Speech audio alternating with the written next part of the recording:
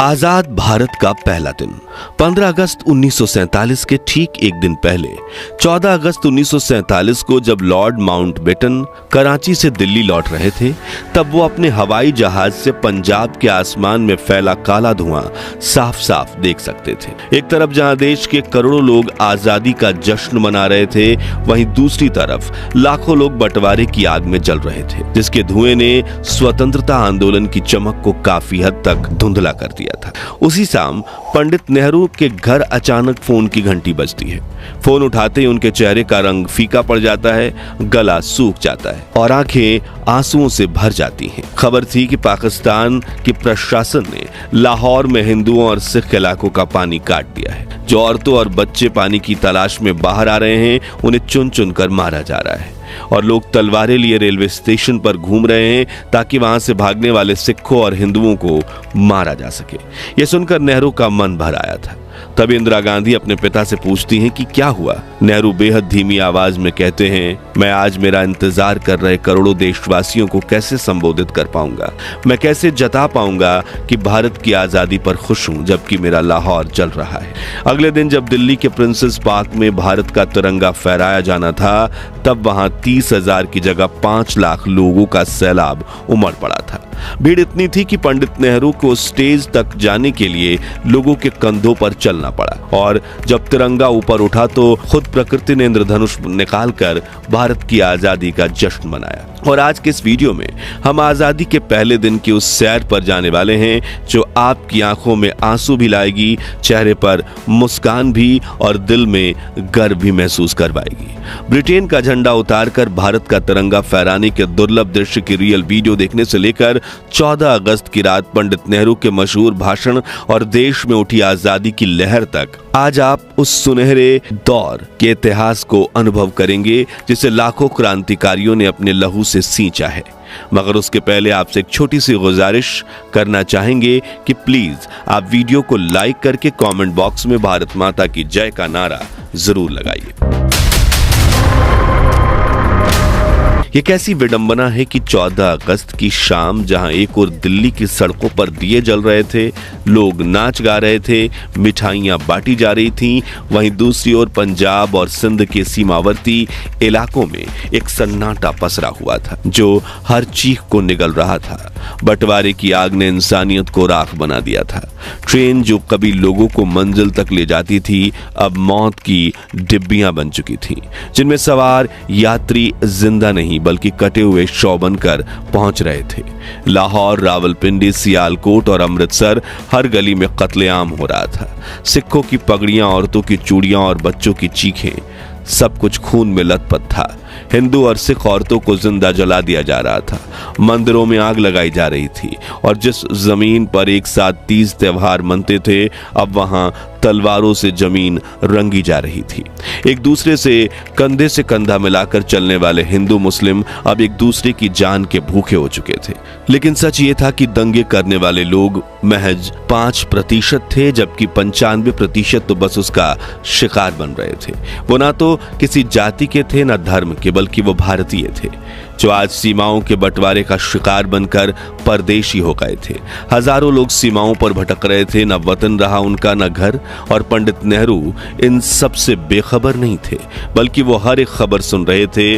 जैसे जैसे रात गहराती गई, वैसे वैसे उनके चेहरे पर चिंता की लकीरें और गहराती चली गई कि आजादी उन्हें उस रूप में नहीं मिल रही थी जिसका सपना उन्होंने और उनके साथियों ने देखा था। इधर इंदिरा गांधी अपने पिता को दिलासा देने की कोशिश में लगी थी, क्योंकि अगर पंडित नेहरू टूट जाते तो पूरा देश ही बिखर जाता। ऐसे में जैसे तैसे करके उन्होंने खुद को संभाला और अपना सबसे ऐतिहासिक भाषण लिखना शुरू किया, जिसको उन्होंने नाम दिया डेट विथ डेस्टिनी। लेकिन उनके सचिव M.O. मथाई ने उनसे कहा, डेट शब्द इस मौके के लिए सही शब्द नहीं है, क्योंकि अमेरिका में इसका मतलब महिलाओं या लड़कियों के साथ घूमने के लिए किया जाता है।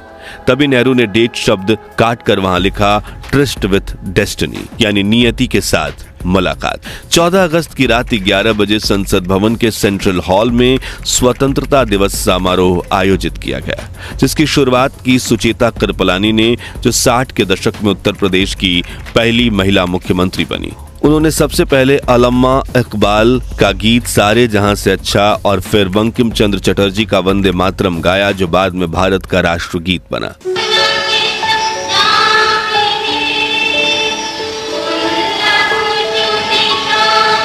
कई नेताओं ने महात्मा गांधी की तारीफ में कुछ बोल कहे। हम अपनी श्रद्धा और भक्ति का उपहार महात्मा गांधी को भी भेंट करें। 30 वर्षों से वो हमारे पथ प्रदर्शक बने रहे हैं। फिर ठीक 11:55 पर प्रधानमंत्री नेहरू की आवाज गूंजी। बहुत सालों पहले हमने नियति से एक वादा किया था, अब वो समय आ पहुंचा है कि हम उस वादे को निभाएं। शायद पूरी तरह से तो नहीं, लेकिन बहुत हद तक जरूर। आधी रात के समय जब पूरी दुनिया सो रही है, भारत आजादी की सांसें ले रहा है। आगे उन्होंने कहा, अच्छा है कि इस वक्त खास तौर से इस बात को याद रखें, इस आजादी के दरवाजे पर जब हम खड़े हैं, कि हिंदुस्तान किसी एक फिरके का मुल्क नहीं है, एक मजहब वालों का नहीं है, बल्कि बहुत सारे, बहुत किस्म के, बहुत धर्म और मजहबों का है। अगले दिन के अखबारों के लिए नेहरू ने अपने भाषण में 2 पंक्तियां अलग से जोड़ते हुए कहा, हमारे ध्यान में वो भाई और बहन भी हैं जो राजनीतिक सीमाओं की वजह से हमसे अलग थलग पड़ गए हैं और उस आजादी की खुशियां नहीं मना सकते जो आज हमारे पास आई है।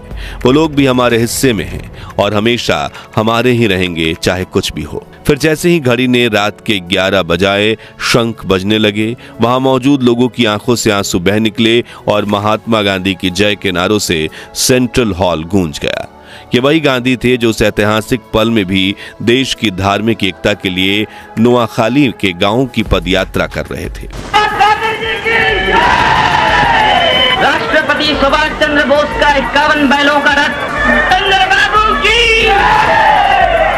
अगले ही पल उन लाखों सेनानियों की याद में 2 मिनट का मौन रखा गया जिन्होंने आजादी के लिए अपना सर्वस्व त्याग कर दिया था। वो मौन जो चीख रहा था कि ये आजादी मुफ्त में नहीं मिली। आजादी के शहीदों यानी आजादी की जंग में जान कुर्बान करने वाले बहादुरों की याद में 2 मिनट की खामोशी। बाहर संसद भवन के चारों ओर हजारों लोग तेज बारिश में भीगते हुए खड़े थे। किसी को छतरी की परवाह नहीं थी, किसी को ठंड की चिंता नहीं थी। हर किसी की नजर संसद के दरवाजे पर थी और जैसे ही पंडित नेहरू बाहर आए, भीड़ जैसे ही टूट पड़ी। हर कोई बस उन्हें छू लेना चाहता था, जैसे वो आजादी की मूरत हो। वरिष्ठ पत्रकार खुशवंत सिंह लिखते हैं, हम सब रो रहे थे और अनजान लोग एक दूसरे को गले लगाकर बधाई दे रहे थे। वो ऐसा पल था जब भारत सांस भर रहा था। 200 सालों की गुलामी के बाद आजाद हवा की पहली सांस। उस रात का जश्न शब्दों में नहीं समाया जा सकता। न्यूयॉर्क टाइम्स का एक रिपोर्टर लिखता है, दिल्ली की सड़कों पर हिंदू, मुस्लिम और सिख एक साथ नाच रहे थे। लोग खुशी से चिल्ला रहे थे। यह दृश्य न्यूयॉर्क टाइम्स के स्क्वायर के न्यू ईयर सेलिब्रेशन से भी ज्यादा जीवंत और ऐतिहासिक था। देश के हर शहर की हर गली में दिए जलाए गए, हर कोने में वंदे मातरम गूंज रहा था। आजादी सिर्फ एक तारीख नहीं थी, यह उन करोड़ों लोगों का सपना था जो अब हकीकत बन चुका था। 15 अगस्त की सुबह 8:30 बजे लॉर्ड माउंटबेटन ने जवाहरलाल नेहरू को स्वतंत्र भारत के प्रथम प्रधानमंत्री के रूप में शपथ दिलाई। आइए इस ऐतिहासिक क्षण की दुर्लभ वीडियो देखते हैं। और हमारे सब प्रधानों के सामने फेडरल कोर्ट के चीफ जस्टिस न्यायमूर्ति श्री हरिलाल कन्या के हाथों देश सेवा की शपथ लेते हैं। इसी तरह गवर्नर जनरल के हाथों अपनी नई हुकूमत के मुख्य प्रधान पंडित नेहरू और दूसरे प्रधान देश सेवा की शपथ ले रहे हैं। बाहर खड़े हुए लोगों का जोश खरोश बढ़ रहा है। इस इंतजार में बेताब हैं कि कब नेताओं के दर्शन हों। आप हैं स्वतंत्र भारत के पहले प्रधान। उधर दिल्ली की सड़कों पर लाखों लोगों का सैलाब उमड़ पड़ा था। सड़कें लोगों से इतनी खचाखच भरी हुई थी कि गाड़ियां छोड़िए, साइकिल पर भी सफर करना मुश्किल था। मगर इतनी भीड़ में भी ना ही कोई भगदड़ थी और ना ही कोई लूटपाट और चोरी। बस हर कोई भारत माता की जय के नारे लगाते हुए आगे बढ़ता जा रहा था। इस भीड़ को पहुंचना था दिल्ली के प्रिंसेस पार्क में, जहां लॉर्ड माउंटबेटन और पंडित नेहरू देश के पहले स्वतंत्रता दिवस पर पहली बार ब्रिटेन का झंडा उतारकर भारत का तिरंगा फहराने वाले थे। अब भीड़ का अनुमान तो 30,000 लोगों का लगाया गया था, लेकिन देखते ही देखते वहां 5 लाख लोग इकट्ठा हो गए, जो न सिर्फ भारत बल्कि दुनिया के इतिहास में कुंभ मेले के अलावा कहीं भी एकत्रित हुई सबसे बड़ी भीड़ थी।